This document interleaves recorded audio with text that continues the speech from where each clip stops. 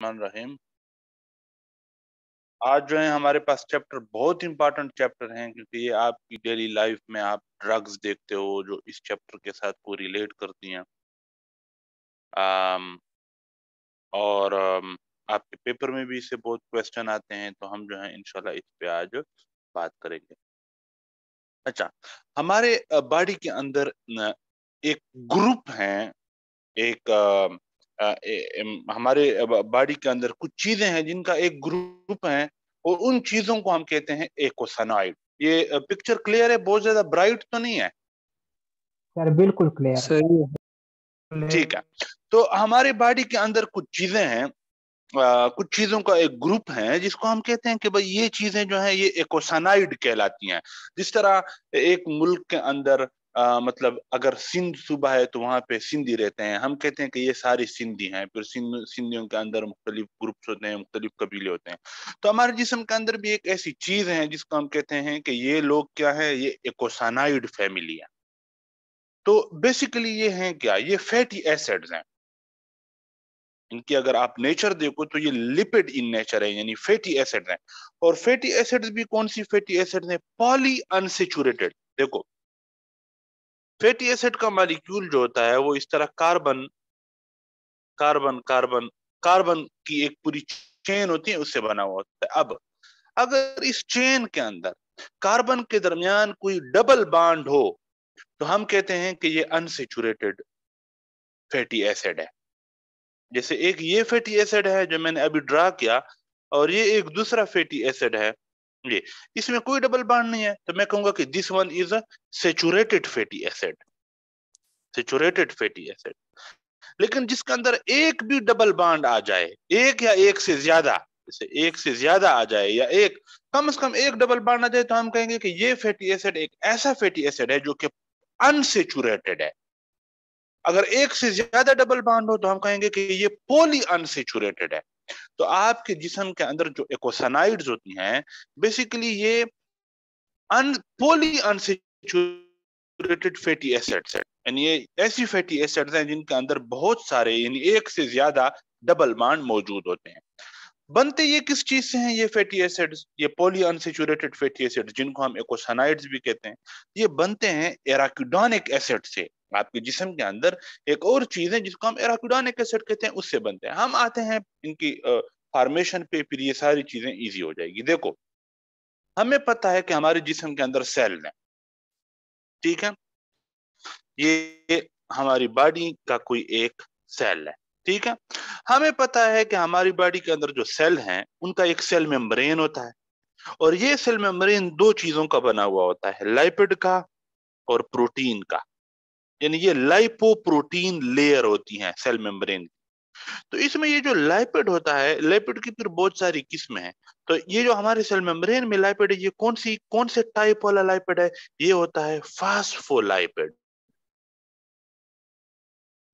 ठीक है? तो हमें ये पता चला कि हमारे जिस्म के अंदर सेल है, सब सेल्स का एक सेल मेम्ब्रेन है, और उस सेल मेम्ब्रेन के अंदर लाइपिड, कौन से वाला लाइपिड? फास्फोलाइपिड भी मौजूद होते हैं और प्रोटीन भी मौजूद होते हैं।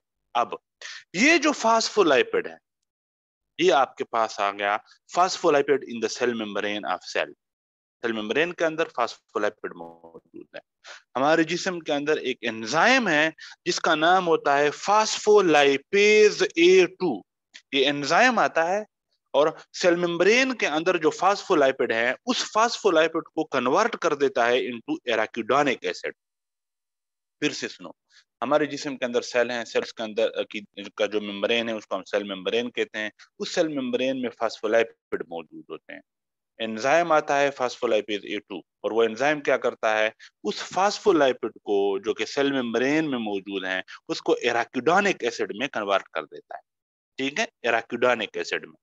अब ये जो एराकिडोनिक एसिड है, ये या तो कन्वर्ट हो जाएगा इनटू एंडोपर ऑक्साइड्स, ENDO, एंडोपर ऑक्साइड्स, या ये कन्वर्ट हो जाएगा इनटू हाइड्रोपर ऑक्साइड। ये डिपेंड करता है कि इस एराकिडोनिक एसिड के ऊपर कौन से एंजाइम ने काम किया। अगर तो साइक्लोऑक्सीजिनेज आते हैं, ये है साइक्लोऑक्सीजिनेज 1 और ये है साइक्लोऑक्सीजिनेज 2। ये एंजाइम आएंगे, अगर ये आ जाते हैं तो एराकिडोनिक एसिड को, ये जो साइक्लोऑक्सीजिनेज 1 और 2 ये एंजाइम्स हैं, ये एराकिडोनिक एसिड को कन्वर्ट कर देते हैं इनटू एंडोपेरोक्साइड्स। और अगर साइक्लोऑक्सीजिनेज ना हो बल्कि लाइपोऑक्सीजिनेज एंजाइम आ जाए तो लाइपोऑक्सीजिनेज एंजाइम क्या करता है, ये एराकिडोनिक एसिड को कन्वर्ट कर देता है इनटू हाइड्रोपेरोक्साइड। उसके बाद क्या होता है, एंडोपेरोक्साइड्स कन्वर्ट हो जाते हैं into a group which is called prostaglandins. Prostaglandin I2, prostaglandin D2, prostaglandin E2, prostaglandin F2 alpha, thromboxane A2, ये भी एक प्रोस्टाग्लैंडीन है, और प्रोस्टाग्लैंडीन E1। जो हाइड्रोपेरोक्साइड होते हैं ये कन्वर्ट हो जाते हैं into leukotriene. Leukotriene B4, leukotriene A4, leukotriene C4, leukotriene D4। तो ये जो आखिर में एंड प्रोडक्ट बने यानी प्रोस्टाग्लैंडिन्स और ल्यूकोट्राइन्स, दे आर एकोसानाइड्स। समझ आइए, ये आपके पास एकोसानाइड्स हैं।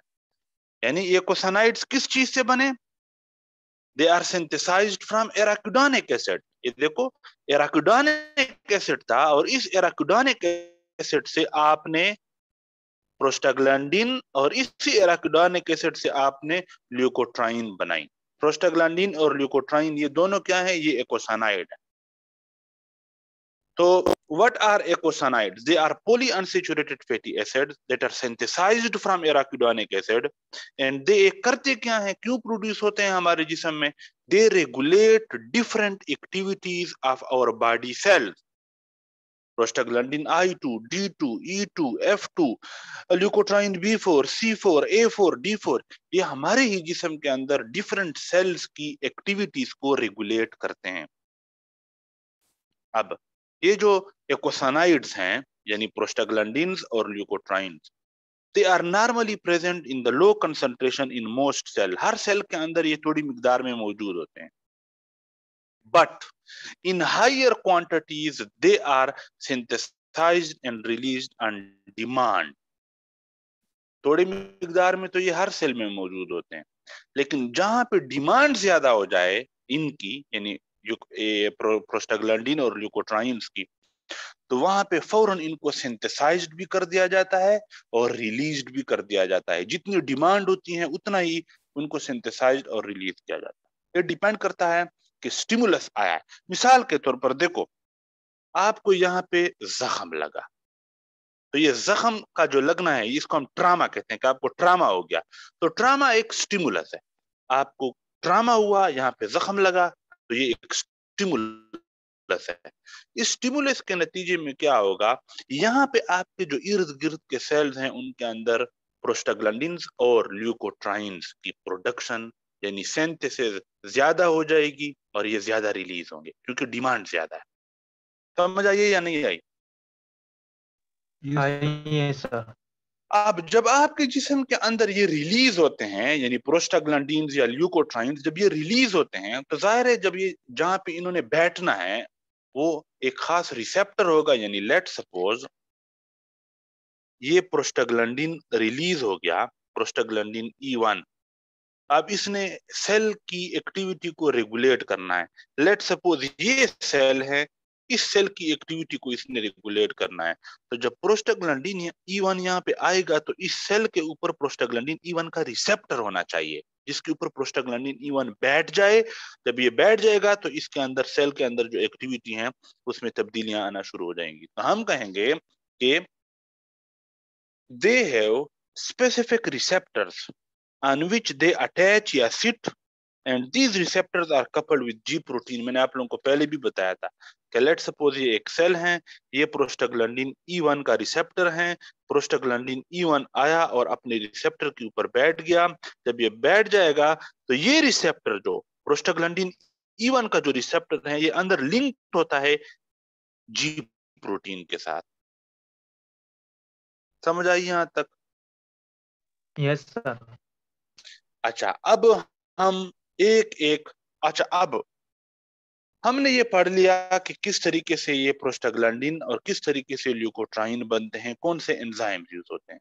अब देखो, मिसाल के तौर पर ये जो प्रोस्टाग्लैंडिन्स होते हैं ये आपके जिस्म में इन्फ्लेमेशन करवाते हैं। आपके जिस्म में क्या करवाते हैं? इन्फ्लेमेशन करवाते हैं। इन्फ्लेमेशन। अब देखो, अगर हम कोई ऐसी ड्रग यूज करें कि जो इन साइक्लोऑक्सीजिनेज एंजाइम्स को बंद कर दे, यानी अगर हम इन एंजाइम को बंद कर दें तो क्या इराकिडोनिक एसिड एंडोपेरोक्साइड में कन्वर्ट होगा? नहीं होगा। जब एंडोपेरोक्साइड नहीं बनेगा तो प्रोस्टाग्लैंडिन नहीं बनेगी, प्रोस्टाग्लैंडिन नहीं बनेंगे तो इन्फ्लेमेशन नहीं होगी, क्योंकि ये तो इन्फ्लेमेशन करवाते हैं। तो यही वजह है जो आपके पास ड्रग्स हैं, non steroidal anti inflammatory drugs, जिसको हम एनसेड्स कहते हैं, यानी आपको यहाँ पे जख्म लगा, ट्रामा हुआ, इर्द गिर्द के इलाके में प्रोस्टाग्लैंडिन्स रिलीज हो गए, इसलिए ये जगह आपकी सुर्ख हो गई, इस जगह में आपको दर्द शुरू हो गया, यहाँ पे इन्फ्लेमेशन शुरू हो गई ना। लेकिन अगर आप ब्रूफिन की गोली खा लो या वुरिन का इंजेक्शन लगा लो तो ये दर्द वगैरह ठीक हो जाता है। क्यों? क्योंकि वोरिन यानी डिक्लोफेनेक सोडियम या ब्रूफिन वगैरह ये क्या है? ये एनसेड्स हैं, non steroidal anti inflammatory drugs. ये आती हैं और इस साइक्लोऑक्सीजिनेज 1 एंजाइम को भी बंद कर देती हैं और साइक्लोऑक्सीजिनेज 2 एंजाइम को भी बंद कर देती हैं। तो जब 1 भी बंद हो गया, 2 भी बंद हो गया, तो एराकिडोनिक एसिड कन्वर्ट नहीं होगा इनटू एंडोपेरोक्साइड, एंडोपेरोक्साइड नहीं बनेंगे तो प्रोस्टाग्लैंडिन नहीं बनेंगे, प्रोस्टाग्लैंडिन नहीं बनेंगे तो इन्फ्लेमेशन नहीं होगी। इसलिए इन ड्रग्स को हम non steroidal anti inflammatory drug कहते हैं, क्योंकि ये इन्फ्लेमेशन को स्टॉप करते हैं। कैसे स्टॉप करते हैं आपको समझ आ गई। इसके अलावा जो ग्लूकोकॉर्टिकॉइड्स हैं, जिनको हम स्टीरॉइड्स भी कहते हैं, वो भी एंटी इन्फ्लेमेटरी है। आपने देखा होगा, आप हॉस्पिटल में देखोगे ट्रामा होता है, एक बंदे को जख्म लगे हैं, जब अस्पताल आता है तो उसको सबसे पहले सोलोकार्टिफ का इंजेक्शन लगाते हैं, जो कि प्रेडनिसोलोन है। प्रेडनिसोलोन क्या था? एक ग्लूकोकॉर्टिकॉइड था। अच्छा। तो ग्लूकोकॉर्टिकॉइड आता है, ये सिर्फ साइक्लोऑक्सीजिनेज 2 को बंद करता है। तो साइक्लोऑक्सीजिनेज 2 अगर बंद हो जाए तो भी एराकिडोनिक एसिड एंडोपेरोक्साइड में कन्वर्ट नहीं होगा, एंडोपेरोक्साइड नहीं होगा तो प्रोस्टाग्लैंडिन नहीं होंगे, प्रोस्टाग्लैंडिन नहीं होंगे तो इन्फ्लेमेशन नहीं होगी या बहुत थोड़ी होगी। तो ग्लूकोकॉर्टिकॉइड्स भी इसलिए एंटी इन्फ्लेमेटरी हैं। और एक और कैटेगरी ऑफ ड्रग्स होती हैं जिसको हम कॉक्स आई बी कहते हैं, ये भी सिर्फ साइक्लोऑक्सीजिनेज 2 को बंद करती हैं, यानी ग्लूकोकॉर्टिकॉइड और कॉक्स आई बी, ये जो दो कैटेगरीज हैं ड्रग्स की, ये साइक्लोऑक्सीजिनेज 2 को बंद करती हैं, जबकि जो एनसेड्स होते हैं ये साइक्लोऑक्सीजिनेज 1 और 2 दोनों को बंद करते हैं। यहां तक आप लोगों को समझ आई? Yes sir. अब हम एक एक प्रोस्टाग्लैंडिन की बात करेंगे कि इसका हमारी बॉडी में क्या रोल है, और हमने लिबार्ट्री के अंदर इन्हीं की तरह की जो दवाइयां बनाई हैं वो हम किस लिए यूज करते हैं। तो सबसे पहले प्रोस्टाग्लैंडिन था हमारे पास, प्रोस्टाग्लैंडिन I2। तो हम आते हैं प्रोस्टाग्लैंडिन I2 की तरफ। प्रोस्टाग्लैंडिन I2 को सराय की जबान में प्रोस्टासाइक्लिन भी कहते हैं। ये कौन सी जबान का लफ्ज है प्रोस्टासाइक्लिन? सराय की। सराय की। सराय की, सराय की जबान का लफ्ज है। सराय की जबान का लफ्ज नहीं है अल्लाह के बंदो, मैं मजाक कर रहा था, ये अंग्रेजी जबान का लफ्ज है। तो prostaglandin I2 is also known as prostacyclin. आपके जिस्म के अंदर जब प्रोस्टाग्लैंडिन I2 यानी कि प्रोस्टासाइक्लिन प्रोड्यूस होता है तो इसके दो काम होते हैं। सबसे पहले तो ये प्लेटलेट को स्टेबलाइज करता है। क्या मतलब? दूसरे लफ्जों में इसका मतलब ये है, यानी IE, यानी दूसरे लफ्जों में इसका मतलब ये है कि ये प्लेटलेट की एग्रीगेशन को इनहिबिट करता है, यानी प्लेटलेट्स को क्लाट नहीं बनाने देता। प्लेटलेट्स को ये इजाजत नहीं देता कि वो एग्रीगेट हो जाएं, एक जगह पे जमा हो जाएं और क्लाट बनाएं, थ्रोम्बस बनाएं। तो आपके जिस्म के अंदर जगह जगह पे क्लाट नहीं बनते। क्यों नहीं बनते? क्योंकि प्रोस्टाग्लैंडिन I2 जो है ये इनको इनहिबिट करता है, it inhibit the platelet aggregation. दूसरा काम क्या है प्रोस्टाग्लैंडिन I2 का? ये वाज़ोडाइलेटर है, यानी ब्लड वेसल्स को डायलेट करता है, प्लेटलेट को स्टेबलाइज करता है, यानी प्लेट, दूसरे लफ्ज में इसका मतलब ये है कि प्लेटलेट को एग्रीगेट नहीं होने देता, यानी इनहिबिट प्लेटलेट एग्रीगेशन। और ये वाजोडाइलेटर है। दूसरे लफ्जों में इसका मतलब ये है कि इट इनहिबिट वेजोकंस्ट्रिक्शन, यानी ब्लड वेसल को वेजोकंस्ट्रिक्ट नहीं होने देता बल्कि इनको डायलेट करता है। और प्लेटलेट्स को भी एक दूसरे के साथ एग्रीगेट होने की इजाजत नहीं देता बल्कि एक दूसरे से दूर रखता है। तो it inhibits platelet aggregation and it also inhibit वेजोकंस्ट्रिक्शन। तो ये क्या हो गया, ये एक वाजोडाइलेटर हो गया, यानी ब्लड वेसल को डायलेट करता है और प्लेटलेट को भी एग्रीगेट होने से मना करता है, यानी क्लाट बनाने से मना करता है। समझ आई या नहीं आई? अब आइए ये तो सर। था हमारे जिस्म के अंदर जो नेचुरली प्रोस्टाग्लैंडिन I2 प्रोड्यूस हो रहा था। तो हमने क्या किया, हम तो बड़े शाने हैं, हमने प्रोस्टाग्लैंडिन I2 निकाला एक बंदे के जिस्म से और इसको स्टडी किया कि इसका स्ट्रक्चर कैसा है, अच्छा ऐसा है, अच्छा ऐसा है। चलो चलो हम लेबोरेटरी में इसी तरह की एक चीज बनाते हैं। तो हमने लेबोरेटरी के अंदर एक ड्रग बनाई जो कि बिल्कुल प्रोस्टाग्लैंडिन I2 की तरह थी। उस ड्रग का नाम था एपोप्रोस्टिनोल। एपोप्रोस्टिनोल क्या है? ये प्रोस्टाग्लैंडिन I2 की तरह काम करने वाली दवाई है, एपोप्रोस्टिनोल। तो प्रोस्टाग्लैंडिन I2 क्या करता था? वाजोडाइलेटर था ना। तो ये जो दवाई है ये भी वाजोडाइलेटर है। प्रोस्टाग्लैंडिन I2 क्या करता था? प्लेटलेट एग्रीगेशन को इनहिबिट करता था। तो ये जो दवाई है ये भी प्लेटलेट एग्रीगेशन को इनहिबिट करती है। समझ नहीं आई आप लोगों को? सर आ गई। अब आइए सर। चूंकि ये वाजोडाइलेटर है, इसलिए हम इस दवाई को, इस एपोप्रोस्टिनोल को इस्तेमाल करते हैं पल्मोनरी हाइपरटेंशन की ट्रीटमेंट के लिए। देखो क्या करो, देखो। देखो वेरी गुड। ये आपके पास राइट वेंट्रिकल है, राइट वेंट्रिकल से पल्मोनरी आर्टरी निकलती है। पल्मोनरी आर्टरी दो में डिवाइड होती हैं। एक पल्मोनरी आर्टरी जाती है एक लंग में, दूसरी पल्मोनरी आर्टरी जाती है दूसरी लंग में। अब ये जो पल्मोनरी आर्टरी है ये फिर आगे मजीद डिवाइड होती हैं। हमारा वो हेडेक नहीं है, मैं आप लोगों को सिंपली समझाने लगा हूं। पल्मोनरी हाइपरटेंशन में क्या होता है, ये जो लंग्स के पास ब्लड वेसल आई हुई है, लंग्स के पास जो ब्लड आ रहा है, इस ब्लड का प्रेशर हाई हो जाता है, इसलिए इसको पल्मोनरी हाइपरटेंशन कहते हैं। पल्मोनरी मीन लंग्स और hypertension mean high blood pressure. तो अगर हम चाहें चाहें कि इस यहाँ पे जो ब्लड आ रहा है इसका प्रेशर कम हो जाए, तो हम क्या कर सकते हैं, हम इन ब्लड वेसल को अगर डायलेट कर दें, यानी इतने ब्लड वेसल में जब ब्लड जाएगा तो हाई स्पीड के साथ जाएगा क्योंकि तंग रास्ता है, तंग रास्ते में पानी ब्लड तेजी से जाएगा, हाई प्रेशर के साथ जाएगा। लेकिन अगर हम इन वेसल्स को डायलेट कर दें तो ब्लड थोड़े प्रेशर के साथ जाएगा, यानी ब्लड का प्रेशर क्या हो जाएगा, काम हो जाएगा। कम हो जाएगा। तो चूंकि एपोप्रोस्टिनोल ये वाजोडाइलेटर है, यानी ब्लड वेसल को डायलेट करता है, इसलिए हम पल्मोनरी हाइपरटेंशन की ट्रीटमेंट में यूज करेंगे। क्योंकि अगर हम किसी बंदे को एपोप्रोस्टिनोल की दवाई देंगे तो ये इन पल्मोनरी वेसल्स को क्या कर देगा, डायलेट कर देगा। जब डायलेट हो जाएंगी तो इनके अंदर जो ब्लड प्रेशर हाई था वो ब्लड प्रेशर लो हो जाएगा या नॉर्मल आ जाएगा। यानी पल्मोनरी हाइपरटेंशन की ट्रीटमेंट के लिए हम इसको यूज करते हैं। दूसरा, चूंकि ये प्लेटलेट की एग्रीगेशन को भी इनहिबिट करता है, इसलिए हम हीमोडायलिसिस के दौरान, जिन लोगों को डायलिसिस की जरूरत होती है खून की सफाई के लिए, जिन लोगों के गुर्दे काम नहीं करते, तो डायलिसिस के दौरान भी हम एपोप्रोस्टिनोल यूज कर सकते हैं। क्योंकि जब आप किसी बंदे की डायलिसिस करते हो तो वहां पे बहुत ज्यादा चांस होता है कि प्लेटलेट्स वहां पे एग्रीगेट हो जाएंगी और क्लाट बना देंगी और उसके खून के अंदर जगह जगह पे क्लाट बन जाएंगे। तो हम चाहते हैं कि क्लाट ना बने, तो हम एपोप्रोस्टिनोल यूज करेंगे क्योंकि ये इनहिबिट करता है प्लेटलेट एग्रीगेशन को, यानी क्लाट बनने को ये इनहिबिट करता है। Thus it can be use during haemodialysis. समझ नहीं आई आप लोगों को? सर आ गई। आइए सर। तो I2 हो गया हमारे पास और I2 से रिलेटेड जो ड्रग थी वो भी हो गई। अब आते हैं D2 की तरफ। इसका कोई इतना खास रोल स्टडी नहीं हुआ D2 का। इसके बाद हमारे पास है E2 और F2। तो E2 पे हम बात करते हैं। तो जो प्रोस्टाग्लैंडिन E2 है ये क्या कर सकता है, ये यूटेरस की दीवारों के अंदर जो मसल्स होते हैं उनकी कंट्रैक्शन करवा सकता है।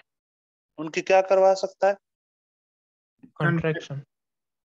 लेट सपोज ये ताहिर शाह है और ये ताहिर शाह का यूटेरस है। वैसे तो ताहिर शाह के अंदर यूटेरस नहीं है, लेकिन लेट सपोज ये ताहिरा है। चलो ताहिर नहीं है, ताहिरा है। तो ये यूटेरस की दीवारें हैं, यूटेरस की दीवारों के अंदर मसल्स होते हैं, स्मूथ मसल्स होते हैं, ठीक है। तो ये जो प्रोस्टाग्लैंडिन E2 है ये क्या कर सकता है, ये आता है प्रोस्टाग्लैंडिन E2 और ये इन स्मूथ मसल्स के ऊपर बैठता है, तो इन स्मूथ मसल्स की कंट्रैक्शन जो है वो ज्यादा हो जाती है। तो जब इनकी कंट्रैक्शन ज्यादा होगी, अब आप खुद सोचो कि जब इनकी कंट्रैक्शन ज्यादा होगी तो खुदा न ख्वास्ता अगर तायरा के यूट्रस के अंदर बच्चा होगा तो वो बच्चा क्या हो जाएगा? हो जाता है दीदी, अंदर बाहर आ जाएगा, एबॉर्शन हो जाएगी। तो हम कहेंगे कि prostaglandin E2 it can cause contraction of the uterine smooth muscles. Uterus की दीवार में जो स्मूथ मसल है इनकी कंट्रैक्शन करवा सकता है। अच्छा, अब ये चीज आप लोगों ने देखनी है। देखो, आप लोग मेडिकल के स्टूडेंट हो, आप लोगों ने शर्माना नहीं है, ठीक है? तो देखो, जब लड़कियों को मेंसेस आते हैं, जब लड़कियों को मेंस्ट्रुएशन होती हैं, जब स्पेसिफिक डेज होते हैं उनके, तो अक्सर लड़कियां ये कंप्लेन करती हैं कि उनको पेट के अंदर दर्द हो रही है। ठीक है, पेट के अंदर दर्द की कंप्लेन करती हैं। वो क्यों करती हैं? क्योंकि ये जो प्रोस्टाग्लैंडिन E2 होता है ना, ये आता है और ये यूट्रस की दीवारों को कंट्रैक्ट करता है। तो ये यूट्रस की दीवारें जब कंट्रैक्ट होती हैं तो इस टाइम इन कंट्रैक्शंस की वजह से लड़कियों को पेट के अंदर दर्द महसूस होता है।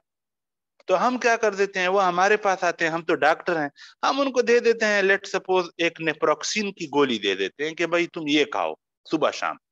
नेप्रोक्सिन बेसिकली क्या है? एनसेड है। तो वो जब एनसेड खाएंगी तो साइक्लोऑक्सीजिनेज एंजाइम बंद हो जाएंगे, ये बंद हो जाएंगे तो प्रोस्टाग्लैंडिन E2 नहीं बनेगा। E2 नहीं बनेगा तो यूट्रस की दीवारों में कंट्रैक्शन नहीं होगी, ये नहीं होगी तो उसको पेन नहीं होगी। समझ आई या नहीं आई? हाँ ये सर। जो प्राइमरी डिसमेनोरिया है, डिस कहते हैं पेनफुल को, मेनोरिया मीन मेंसेस का आना। तो जब मेंसेस आते हैं और इस टाइम अगर तकलीफ हो रही हो, दर्द हो रही हो, तो ऐसी सिचुएशन में हम कहते हैं कि इस पेशेंट को डिसमेनोरिया हो रहा है। तो अगर प्राइमरी डिसमेनोरिया हो, उस प्राइमरी डिसमेनोरिया के दौरान प्रोस्टाग्लैंडिन E2 की मिकदार ज्यादा हो जाती है, इसीलिए तो इनको डिसमेनोरिया होता है। क्योंकि ये जो प्रोस्टाग्लैंडिन E2 है, ये स्मूथ मसल की दीवारों को, यूट्रस की जो स्मूथ मसल है उनको कंट्रैक्ट करती हैं, तो इसलिए उनको प्राइमरी डिसमेनोरिया होता है। समझ आइए। इसके अलावा प्रोस्टाग्लैंडिन E2 जो है ये पेन फील करवाते हैं आपको। यहाँ पे जख्म लगा, ट्रामा हुआ, अब आपको यहाँ पे दर्द हो रहा है। वो क्यों हो रहा है? क्योंकि यहाँ पे जो सेल्स थे उन्होंने प्रोस्टाग्लैंडिन E2 रिलीज किया और E2 क्या करता है? पेन करवाता है। अब पेन कैसे करवाता है? क्योंकि यहाँ पे इर्द गिर्द जो नर्व हैं, जो जो आपकी पेन की सेंसेशन को ब्रेन के पास लेके जाते हैं, ये उन नर्व्स को स्टिमुलेट कर देता है। यानी लेट से ये आपका हाथ है ना, अब यहाँ इस हाथ के अंदर यहाँ पे नर्व्स मौजूद होते हैं। अब आपको यहाँ पे जख्म लगा, ट्रामा हुआ, तो यहाँ पे प्रोस्टाग्लैंडिन E2 रिलीज हो जाएगा और ये E2 इन नर्व्स को स्टिमुलेट करेगा। ये नर्व जब स्टिमुलेट होंगे तो आपको यहाँ पे दर्द महसूस होगा। इसके अलावा ये फीवर करवाते हैं। आपको जख्म लग गया, इस जख्म की वजह से आपको बुखार भी हो गया, तो वो इसलिए क्योंकि प्रोस्टाग्लैंडिन E2 जो है ये पे ई जो है ना, अगर आपको जो पेन होती है तो आप क्या कहते हो? ई यार बहुत दर्द हो रही, ई यार मुझे बुखार हो गया है। तो फीवर, ई से याद रखो कि ये E2 है। दर्द, दर्द में आप ई करते हो। जब आपको बुखार होता है तो अक्सर लोग जो हैं वो कहते हैं कि ई यार मुझे बुखार है, ई यार मुझे यहाँ पे दर्द हो रहा है। तो इस ई से याद रखो कि प्रोस्टाग्लैंडिन E2 की वजह से आपको पेन होती है, आपको फीवर होता है। लड़कियों को मेंसेस के दौरान जो पेन होती है वो भी इस वजह से होती है, ये यूट्रस की दीवारों को कंट्रैक्ट करता है।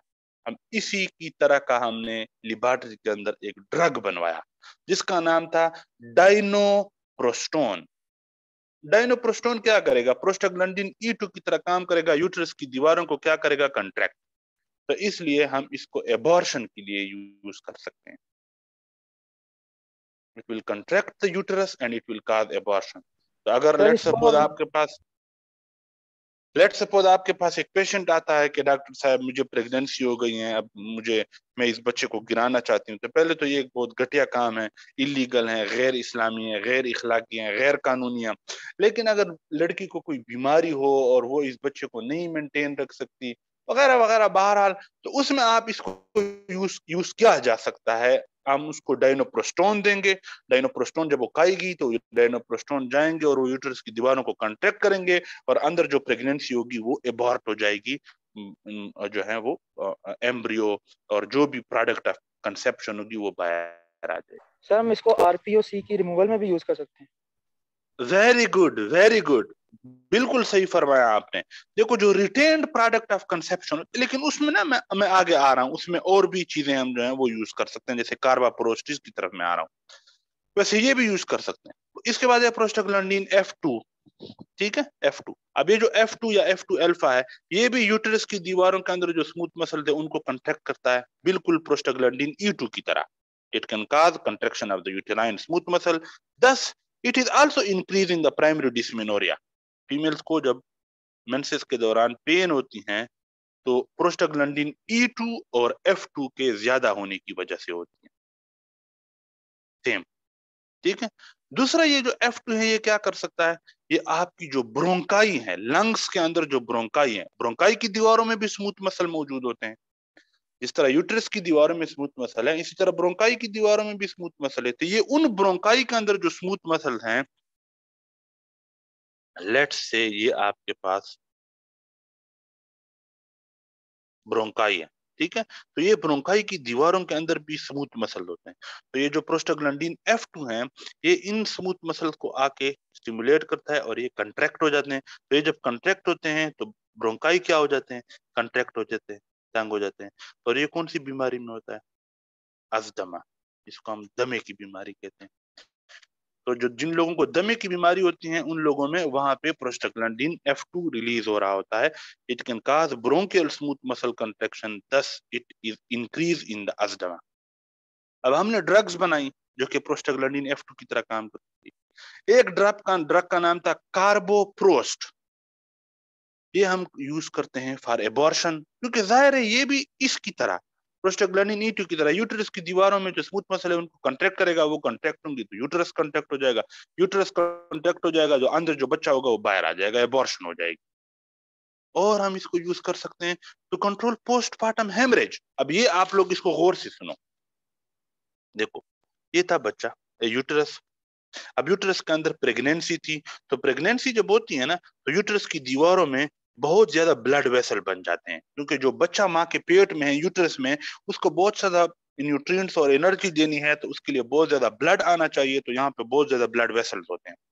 अब बच्चा साहब तो आराम से बाहर आ गया। अब जब बाहर आ गया, गौर से सुनो, अगर तो इस बच्चे के या इस प्रेगनेंसी के कुछ टुकड़े अंदर रह जाएं, लेट्स सपोज ये टुकड़े अंदर रह गए, जिसको हम कहते हैं रिटेन्ड प्रोडक्ट ऑफ कंसेप्शन, कुछ प्रोडक्ट उसके अंदर रिटेन हो गए, रह गए। तो देखो ये जो यहाँ पे जो रिटेन्ड प्रोडक्ट ऑफ कंसेप्शन है ना, जब तक ये मौजूद होंगे तो बहुत ज्यादा खतरा है कि ये जो ब्लड वेसल नए नए बने, जो ब्लड वेसल नए बने थे, ये ब्लड वेसल जो है ये रप्चर होंगे, और जब ये रप्चर होंगे तो इनसे ब्लड बाहर निकलेगा और वेजाइना के थ्रू ब्लड आएगा। इसको हम कहते हैं पोस्ट पार्टम हेमरेज। पोस्टपार्टम कहते हैं बच्चा पैदा होने के बाद, बच्चा पैदा हो गया, बच्चा तो बाहर आ गया है, बच्चा पैदा हो गया है, यानी पोस्टपार्टम का मतलब बच्चा पैदा होने के बाद जो हेमरेज होती है। ये क्यों हो गई, क्योंकि बच्चा तो पैदा हो गया, अब जो रिटेन्ड प्रोडक्ट ऑफ कंसेप्शन थी वो पीछे रह गई, उनकी वजह से अंदर जो ब्लड वेसल थे इनके अंदर लीक हो गया और वहां से ब्लड बहना शुरू हो गया, हेमरेज होना शुरू हो गया। इसको हम कहते हैं पोस्टपार्टम हेमरेज। तो इस पोस्टपार्टम हेमरेज की ट्रीटमेंट में भी हम क्या यूज कर सकते हैं, ये ड्रग कार्बोप्रोस्ट, क्योंकि ये प्रोस्टाग्लैंडिन F2 की तरह है, ये जाएगा और ये क्या करेगा, ये यूट्रस की दीवारों के अंदर जो स्मूथ मसल थे उन स्मूथ मसल्स को कंट्रैक्ट करेगा। जब ये कंट्रैक्ट होंगे तो ये रिटेन्ड प्रोडक्ट ऑफ कंसेप्शन बाहर आ जाएंगे, जब ये बाहर आ जाएंगे तो अंदर जो लीक वगैरह थी वो सारा लीक बंद हो जाएगा, और जो ब्लड बह रहा था वो ब्लड भी बंद हो जाएगा, यानी पोस्टपार्टम हेमरेज रुक जाएगी। तो हम पोस्टपार्टम हेमरेज की ट्रीटमेंट में भी हम इसको यूज कर सकते हैं और एबॉर्शन करवाने के लिए भी हम इसको यूज कर सकते हैं। समझ आ रही है या जा रही है? ठीक है। इसके बाद जो हमने दूसरी बनाई लेटेनोप्रोस्ट, ये भी प्रोस्टाग्लैंडिन F2 की तरह काम करती है, ये हम यूज करते हैं इन द ट्रीटमेंट ऑफ ग्लाकोमा। अब देखो ये आपकी आंख है, अजीब गरीब किस्म की आंख मैंने बनाई, लेकिन चलो फर्ज कर लो कि ये आपकी आंख है। अब आंख के अंदर ना एक प्रेशर होता है जिसको हम कहते हैं इंट्रा आकुलर, आकुलर कहते हैं आंख को, इंट्रा मीन अंदर, तो इंट्रा आकुलर मीन आंख के अंदर, इंट्रा आकुलर प्रेशर एक खास प्रेशर होता है। अगर ये प्रेशर अंदर बहुत ज्यादा हो जाए, यानी इंट्रा आकुलर प्रेशर ज्यादा हो जाए, तो हम इस कंडीशन को कहते हैं ग्लाकोमा, इसको उर्दू में मोतिया कहते हैं, ग्लाकोमा। तो अगर किसी बंदे को ग्लाकोमा हो जाए तो इस बंदे की ट्रीटमेंट के लिए भी हम ये प्रोस्टाग्लैंडिन F2 की तरह काम करने वाला एक ड्रग लेटेनोप्रोस्ट यूज कर सकते हैं। It can be used for the treatment of glaucoma because it can decrease the intraocular pressure. Glaucoma किसे कहते हैं कि इंट्राकुलर प्रेशर ज्यादा हो गया है, तो अगर हम इस इंट्राकुलर प्रेशर को कम कर दें तो हम कहेंगे कि ग्लाकोमा ट्रीट हो गया। ठीक है, यहां तक समझ आई है? Yes sir. अब आप लोगों में से किसी ने पूछा नहीं है कि ये प्रेशर इसने कैसे कम किया? सर शर्म आनी चाहिए आप लोगों को। Yes sir. आप लोग फार्मा को कंसेप्चुअली पढ़ो ताकि आपको रट्टा न लगाना पड़े कि epoprostenol is used in the treatment of pulmonary hypertension, pulmonary hypertension, pulmonary hypertension, epoprostenol is used for pulmonary hypertension, और दूसरे दिन आपको भूल जाए क्योंकि रट्टा था। तो आप इसको समझ के पढ़ो कि epoprostenol is a vasodilator, that's why it is used in the pulmonary hypertension. Latanoprost को ग्लाकोमा की ट्रीटमेंट में क्यों यूज करते हैं? Because it can also cause vasodilation. तो देखो, ये इंट्राकुलर प्रेशर है ना, यहाँ पे जो फ्लूइड होता है वो फ्लूइड ज्यादा हो जाता है, उस फ्लूइड की वजह से होता है प्रेशर। तो ये क्या करता है लेटेनोप्रोस्ट, ये इस आंख से जो ब्लड वेसल जा रही है, इस वेसल को ये क्या कर देगा? डायलेट।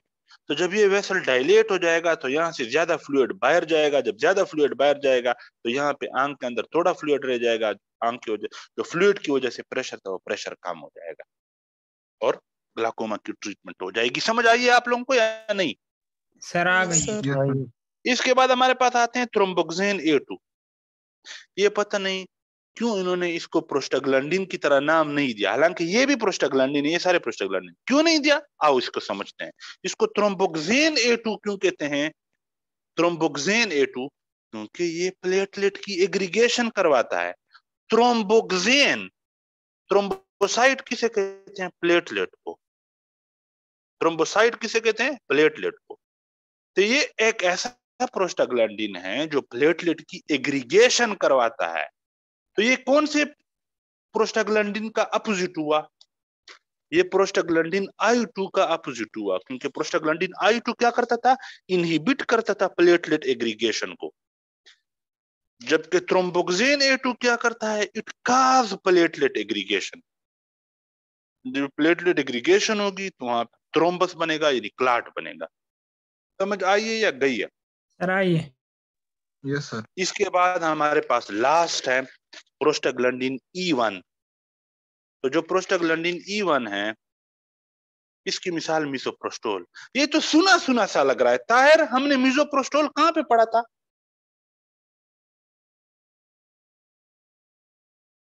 कोई बता सकता है कहां पे पढ़ा था? ये प्रोटॉन पंप में हमने पढ़ा था sir. Very good, very good, very good. Tahir की प्रोटॉन पंप जितनी को भी इनहिबिट तारीफ करता की जाए, है। इंसर्ट ताहिर की जितनी भी तारीफ की जाए कम है। ये स्टमक है, ये स्टमक की दीवार के अंदर हाइड्रोजन पोटाशियम एटीपेज पंप होता है जिसको हम प्रोटॉन पंप कहते हैं। इस पंप का काम होता है कि ये स्टमक के अंदर एसिडिटी लाता है। तो ये जो आपका मिसोप्रोस्टोल है, ये एक प्रोस्टाग्लैंडिन है, और आज हमें पता चला कि ये कौन सा प्रोस्टाग्लैंडिन है? प्रोस्टाग्लैंडिन E1 है। और ये क्या करता था? ये इस पंप को इनहिबिट करता है। तो ये पंप जब बंद हो जाएगा तो इधर एसिडिटी ज्यादा नहीं आएगी, स्टमक के अंदर एसिडिटी कम हो जाएगी। तो हम कहेंगे कि misoprostol it is a cytoprotective. Cyto mean cell, protective mean protection, यानी ये सेल्स की प्रोटेक्शन करता है। कैसे? Because it inhibit the hydrogen potassium ATPase pump which cause decrease in the acidity in the stomach। तो जब स्टमक के अंदर एसिडिटी कम होगी तो स्टमक की दीवारों के अंदर ये जो म्यूकोसल सेल्स हैं ये प्रोटेक्टेड हो जाएंगे, क्योंकि ये एसिडिटी इसके अंदर अल्सर करती थी, जख्म करती थी। लेकिन अब जब एसिडिटी कम हो गई तो ये सेल क्या हो गए? प्रोटेक्टेड हो गए। इसलिए हमने कहा कि मिसोप्रोस्टोल क्या है? ये साइटोप्रोटेक्टिव है, ये इन सेल्स की प्रोटेक्शन कर सकता है। समझ आइए? सर ठीक है। तो अगर आपसे कोई पूछे कि which of the following prostaglandin can be used to prevent from the stomach ulcer, prostaglandin E1। आपको प्रोस्टाग्लैंडिन E1, क्योंकि मिसोप्रोस्टोल क्या है, ये प्रोस्टाग्लैंडिन E1 है। ये स्टमक के अंदर एसिडिटी को कम करता है। स्टमक के अंदर एसिडिटी कम होगी तो decrease ulcer in the stomach. ठीक है। इसके बाद है एल प्रोस्टाडिल। ये दो काम इसके होते हैं। एक तो ये पेटेंट डक्टस आर्टेरियोसिस को मेंटेन करता है। तो बस इसमें मुझे आप लोग 2 मिनट दें, फिर हम जाते हैं। ठीक है। लेट से आपके पास ये हार्ट है। अभी आपके पास क्या होती है, पल्मोनरी आर्टरी होती हैं और लेफ्ट वेंट्रिकल से निकल रहा होता है एआर्टा। हमने पढ़ा हुआ है कि जब हम माँ के पेट में होते हैं तो हमारे एआर्टा और पल्मोनरी आर्टरी के दरमियान एक डक्ट होता है जिसको हम डक्टस आर्टेरियोसिस कहते हैं। ठीक है। अब अगर आप लोगों में से जो लोग हमें स्टार्ट से फॉलो कर रहे हैं, हमने कार्डियोलॉजी पढ़ी थी, कार्डियोवास्कुलर सिस्टम, उसमें हमने हार्ट की कुछ डिजीजेस पढ़ी थी और जिसमें हमने पढ़ा था कि हार्ट की कुछ डिजीजेस थी कि जिनमें इस डक्टस आर्टेरियोसिस को ओपन रखना है, क्योंकि नॉर्मली जब बच्चा पैदा हो जाता है तो ये डक्टस आर्टेरियोसिस बंद हो जाता है नॉर्मल इंसान में। लेकिन कुछ बीमारियां ऐसी हैं हार्ट की कि आपने इसको मेंटेन रखना है, इसको ओपन रखना है। तो अगर आपने इसको ओपन रखना है तो इसके लिए आप ये ड्रग यूज कर सकते हो, एल प्रोस्टाडिल, क्योंकि it maintains the patency of ductus arteriosus. यानी ये डक्टस आर्टेरियोसिस को पेटेंट रखेगा। Patent mean open. दूसरा, it is used in male impotence. Impotence किसे कहते हैं? नामर्दी। नामर्दी। इसने बहुत ही खूबसूरत जवाब दिया है कि नामर्दी। अब नामर्दी की तो 55 वजूहात होती हैं। कितनी वजूहात होती हैं? 55 नहीं होती यार, ये मैंने वैसे मजाक में कहा है। लेकिन नामर्दी को किस किस्म की नामर्दी? अगर कोई बंदा ये कहे कि फलाना इज इंपोर्टेंट, तो वो दूसरे लफ्जों में क्या कहना चाहता है?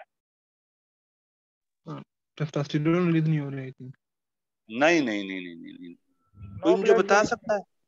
पम नहीं बन रही तो इरेक्शन नहीं होगी। नहीं नहीं, कोई मुझे बताए कि इम्पोर्टेंस किसे कहते हैं। अगर मैं ये कहूं, इरेक्शन नहीं होगी। देखो इम्पोर्टेंस, इरेक्शन नहीं होगी।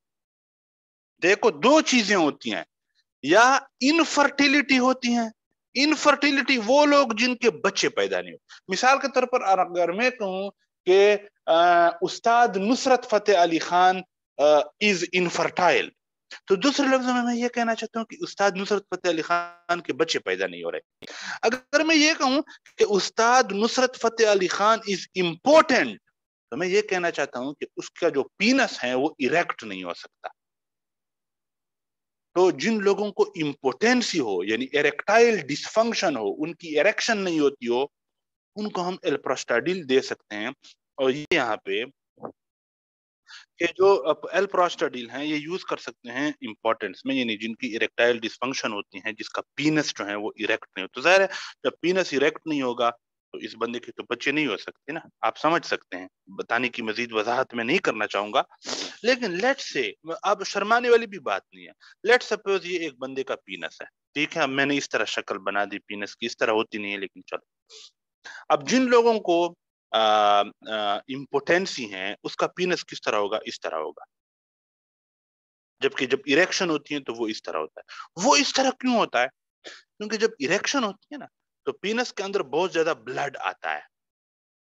जाहिर है ब्लड ब्लड वेसल्स में आता है ना। तो लेट सपोज ये ब्लड और बना लेते, ये क्यों इरेक्ट हो गया? क्योंकि यहाँ पे जो ब्लड वेसल्स थे ये डायलेट हो गए और इन डायलेटेड ब्लड वेसल में बहुत ज्यादा ब्लड आया, और जब बहुत ज्यादा ब्लड आया तो पीनस जो था वो इरेक्ट हो गया। ये सारी ब्लड फ्लो का कमाल होता है कि पीनस के अंदर ब्लड फ्लो ज्यादा हो जाती है। पीनस के अंदर ज्यादा ब्लड आता है तो पीनस इरेक्ट हो जाता है। तो ये जो एल प्रोस्टाडिल है ये क्या करते हैं? ये चूंकि वाजोडाइलेटर हैं, यानी वेसल्स को डायलेट करते हैं, तो ये वैसे एल प्रोस्टाडिल के इंजेक्शन लगते हैं। जो पीनस होता है ना, पीनस के अंदर इसका इंजेक्शन लगाना होता है। तो जब आप यहाँ पे पीनस के अंदर इसका इंजेक्शन लगाते हो तो इस पीनस के अंदर जो ब्लड वेसल थे, जो कंस्ट्रिक्टेड थे, वो ब्लड वेसल डायलेट हो जाएंगे। जब डायलेट होंगे तो यहाँ पे ज्यादा ब्लड आएगा तो पीनस की इरेक्शन हो जाएगी, बड़ा हो जाएगा पीनस। तो इसलिए जिन लोगों का पीनस इरेक्ट नहीं होता, यानी इरेक्टाइल डिसफंक्शन यानी इम्पोटेंसी होती है, उनमें हम एल्प्रोस्टाडिल यूज कर सकते हैं। और ये आप लगाते किस तरह है, लोकली लगाते हैं, यानी लोकल इंजेक्शन होता है। ठीक है, ये इसकी कोई टेबलेट या वो नहीं मिलते, रग के अंदर लगाने वाली इंजेक्शन नहीं, बल्कि पीनस के अंदर आपने इंजेक्शन लगाना है तो वहां पे ये ब्लड वेसल को डायलेट कर देगा, वगैरह वगैरह। ठीक है, समझ आइए। अच्छा, अब ये यह बात यहाँ पे चिढ़ ही गई है, तो जरा इसको मजीद खोल लेते हैं। खोलें इस बात को या नहीं? यस खोले सर। सर। अच्छा, आप लोगों में से अक्सर ने सुना होगा, कुछ ने सुना भी नहीं होगा, कुछ ने तो फिरगौन के जमाने से सुना होगा। लेकिन यह है कि अक्सर जो ड्रग यूज होती है ना, वयाग्रा के नाम से ड्रग यूज होती है। ठीक है, वो बेसिकली क्या होता है, उसका जो फार्मूला है वो भी हम पढ़ेंगे। सिल्डेनाफिल, सिल्डेनाफिल होता है उसका। सिल्डेनाफिल क्या होता है, वो भी एग्जैक्टली वाजोडाइलेटर है। जिस तरह एल्प्रोस्टाडिल ने किया ना, वेसल्स को डायलेट किया तो पीनस के अंदर ज्यादा ब्लड आना शुरू हो गया, तो पीनस इरेक्ट हो गया। सिल्डेनाफिल भी इस तरह करता है। फर्क क्या है? फर्क ये है कि सिल्डेनाफिल की गोली मिलती है और वो आपके सारे जिस्म के अंदर ब्लड वेसल को डायलेट कर देता है, खासकर जो पीनस के अंदर आई हुई होती है उनको ज्यादा डायलेट कर देता है। जबकि एल्प्रोस्टाडिल जो है ये लोकली काम करता है, इसलिए आप इसकी गोली नहीं खा सकते, बल्कि जहां पे आपने डायलेशन करवानी है वहां पे इसका इंजेक्शन लगाना है।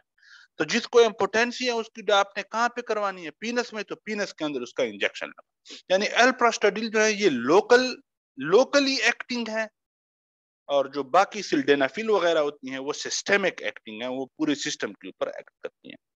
बहरहाल उसके ऊपर भी इंशाल्लाह हम बात करेंगे। अच्छा, अब सिर्फ आखिरी बात, ये तो हमने प्रोस्टाग्लैंडिन पढ़े ना, ये सारे प्रोस्टाग्लैंडिन। अब ये लोकोट्राइन B4 C4 A4 D4, इसमें भी एक एक दो दो बातें हैं, वो मैं आप लोगों को बता देता हूँ, या कल पढ़े, नहीं बस इसको कल पढ़ लेते हैं।